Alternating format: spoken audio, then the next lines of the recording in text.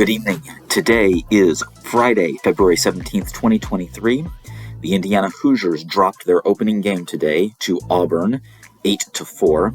I managed to catch up with Coach Mercer on a phone call immediately after the game. We'll start off with Adrian Vega. He was pretty awesome tonight. What was he doing that was so effective?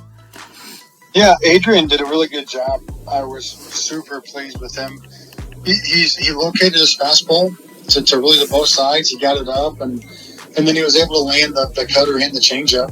And so kind of the three-pitch mix was able to keep him off balance, and then the fastball just has just enough life to it that he was able to keep guys in between, and he's very, very competitive. He actually pitched against us last year when he was at Butler up at Victory Field, and I remember really liking him. Kind of the same thing where he's just able to mix enough to keep you off balance, and then the fastball has just enough life and just enough giddy up to you're just kind of in between, and that's what he did with them tonight. And we kind of thought that he might be able to do it, but I don't know that I would have. I guess if you would have said he was going to give you 3 scoreless, I would have been thrilled. I guess I'm not surprised, but at the same time, I'm really pleased and really happy he was able to do that, because that just is a great indication of future things to come for him. The one time he got into trouble there in the 8th, Coach Glant came out after he'd walked a couple guys, and then he got right back in the zone and induced that 2-strike pop-up. You've got to be happy with that response. Yeah, that was terrific. The strike zone was the same for both sides, but it was a very true zone, right? You had to be on the plate for it to be a strike, and Adrian was just down with a couple of the guy before, and not nibbling too much, but just really trying to be safe with it and trying to keep the game at 4 games, or I'm sorry, at 4 runs. And Glenn just said you've done a great job in the zone. You just got to trust your stuff here. And he was able to come right back and get right back into the zone. And when you're missing by that little, to be able to just get right back on top of it and make an adjustment quickly was terrific. Did an awesome job, and you could just see the response. And I thought it was indicative of the whole team, where just battled and persevered and responded throughout the course of the game. And Adrian was one of the guys that you could really see it with. He was great. The infield had a few uncharacteristic and costly miscues tonight. Yeah. Do you see that as just a bad game, or are there things that you specifically think need to be worked on? No, I just think it's the first time on dirt, since we were TD Ameritrade last year. So you go on the softball field a little bit, but pretty typical northern team coming down on dirt for the first time, and they're not gonna swing and miss a ton, and they're gonna put the ball in play. And I talked about it with the guys before the game. I said, we won't be necessarily out-talented. It will be an even matchup, and they're a really fundamental club, and we'll have to match them fundamentally. And you knew going into the game that was probably going to be the difference in the game. Was they do a great job in the bullpen. They match up really well, very, very pitchable, unique slots, and that's exactly what they did through their guys out there. And we were going to have to make the plays defensively. And we didn't, and it was costly. It was really, honestly, was the difference in the game. And so talking to the kids before the game that was going to be the difference in the game, and in all likelihood, and then for it to go out and then to be the difference, it's just one of those things. You just, as a northern coach coming down that's on turf, and you're on dirt for the first time, and the speed of the game and the crowd and those things, sometimes they happen, and you just have to.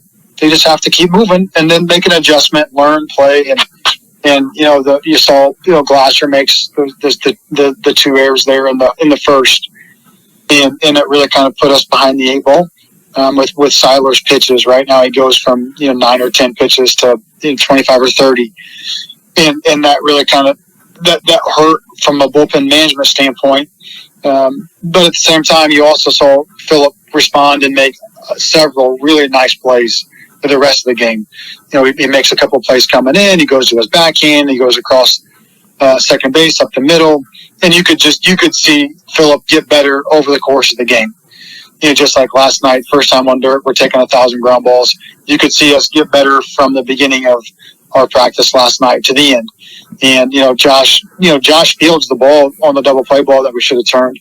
He fields the ball and then rushes his footwork and just got to make the good first throw. And that's youth and that's being on dirt. And, this is the speed of the game that you can't replicate in practice and all those kind of things. So no, I don't see it as an issue. We were good defensively last year and we were good in the infield. Those guys are just going to have to get settled in and get readjusted, reacclimated, and I think they'll be fine. Tibbetts was terrific at first base today. He made several really nice plays at first base, and I thought Ellis caught really well. So defensively, we didn't play as well as we needed to, but I don't think it's an indication of future issues. I just think it's an adjustment period. Okay. Ellis's home run was opposite field. Does this reflect some improvements he's made since last year? Yeah, Matt is a markedly better hitter than he was a year ago, and I don't say that just because he hit a home run to left field. I mean, he's hit really, really well in the course of the winter time. The last 3 or 4 weeks here, he's hit really well. He doesn't expand the zone nearly as much. He doesn't chase the changeup, the off speed stuff. We made a few adjustments, just kind of his starting position. That I think has helped him to be a little bit more fluid and have a little bit more play coverage. And it's kind of like I had told Matt at the end of last year, or kind of towards the last 3 or 4 weeks of last year, where everyone's got a scouting report.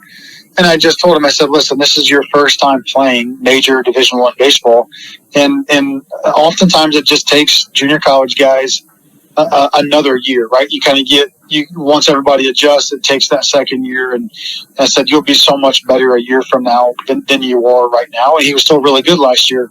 So, you look at today, I think he homers. I think it took one swing today. He hit a home run, takes a hit by pitch, takes a walk where they were obviously pitching around him. He just had really good at bats. He was terrific. I was really pleased.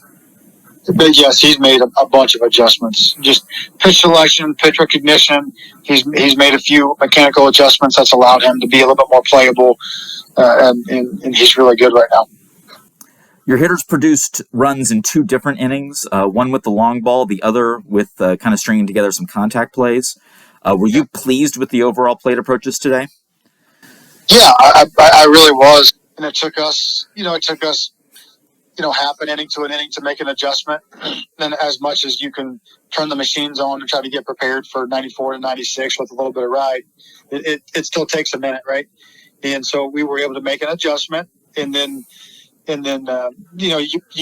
when you go to the matchup guys that they went to, those are just really, really unique and difficult slots to replicate in practice. And just some of the pitchability, right, where they're half designated from the stretch, half from the windup. They're quick pitching. There's a lot of uniqueness to that. Where and even the spin profiles are really difficult, right? Where they're the righty sinker baller is running at 20 inches and then throwing like a 10-mile-an-hour differential slider that starts out a righty and breaks back into the zone and backdoors a lefty.